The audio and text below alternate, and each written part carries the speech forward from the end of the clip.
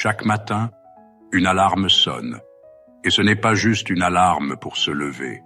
C'est l'alarme qui t'arrache au sommeil, qui te dit de te dépêcher, d'enfiler quelque chose, de partir, de courir. Tu regardes ton téléphone, tu vois l'heure, les messages, les rendez-vous. Ton cœur accélère déjà avant même de poser un pied au sol. Tu te lèves, tu fais le même geste qu'hier et avant-hier. Un café, une douche rapide, peut-être un au revoir lancé dans le vide. Et tu repars, comme tout le monde. Mais est-ce que tu vis? Ou est-ce que tu fonctionnes? Est-ce que tu es encore en vie? Ou juste en mode automatique? On vit dans une époque étrange, une époque où l'épuisement est devenu une médaille, où ne pas avoir le temps est vu comme un signe de succès, où dormir 4 heures par nuit est presque valorisé, comme si être reposé était une faiblesse. On te dit « travaille dur » et tu y arriveras. Le succès, c'est 80 heures par semaine. Tu dois te dépasser, toujours donner plus. Mais on oublie de te dire que donner plus tout le temps, ça finit par te laisser vide. On parle de productivité, de rentabilité personnelle, comme si tu étais une usine. Mais tu n'es pas une usine. Tu es un humain, avec des émotions, des limites, des rêves.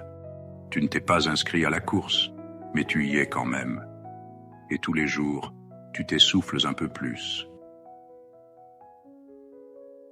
Ce mythe-là, celui de la réussite à tout prix, il a un prix.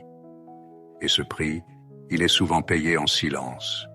Combien de familles désunies, à cause d'un père ou d'une mère qui n'était jamais là?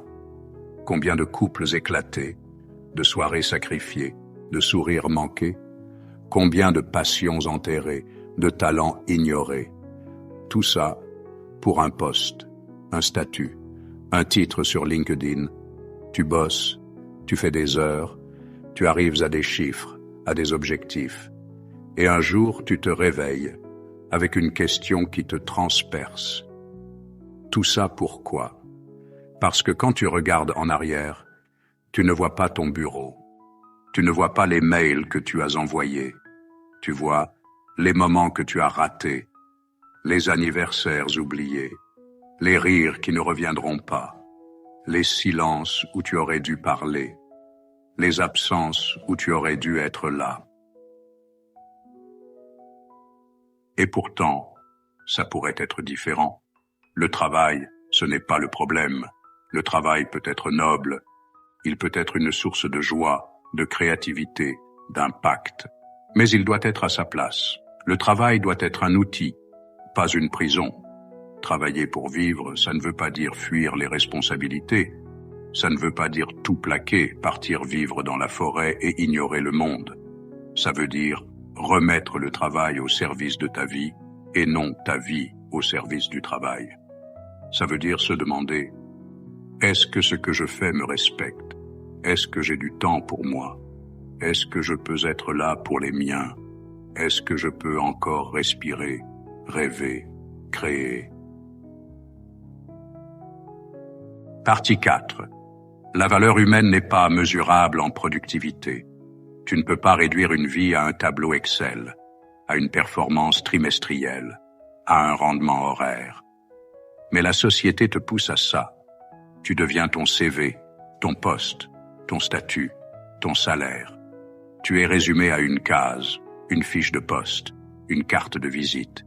Mais écoute bien, tu es plus que ça. Tu es plus que tes résultats.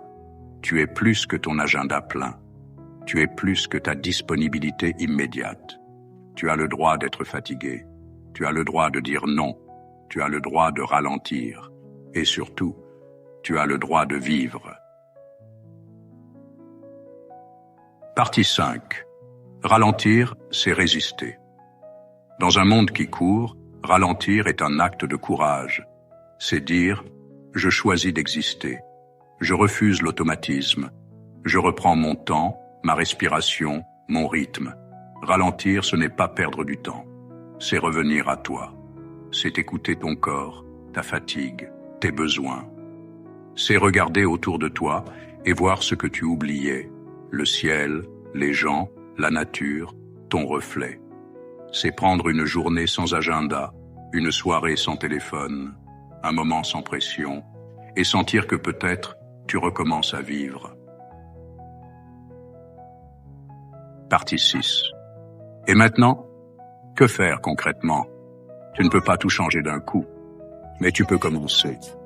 Commencer par t'écouter, reconnaître ce que tu ressens au fond, la lassitude, l'usure, le manque de sens. Tu n'es pas faible, tu es lucide.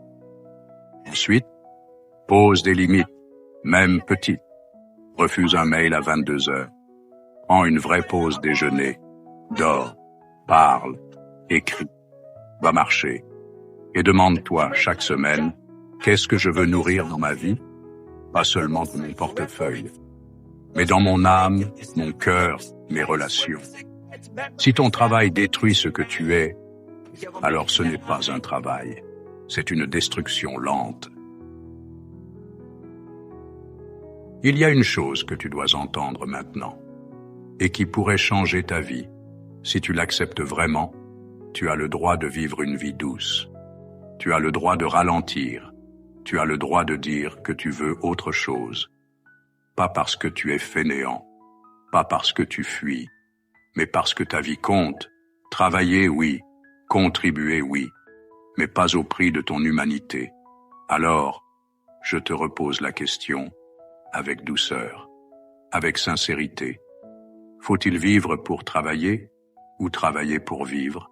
Et toi, quand est-ce que tu recommences à vivre? Et si cette vidéo t'a aidé même un tout petit peu, abonne-toi. Pas pour les chiffres, mais pour continuer à avancer ensemble. Parce qu'on mérite tous une vie plus consciente, plus douce, plus vivante. Merci d'avoir écouté et surtout, prends soin de toi.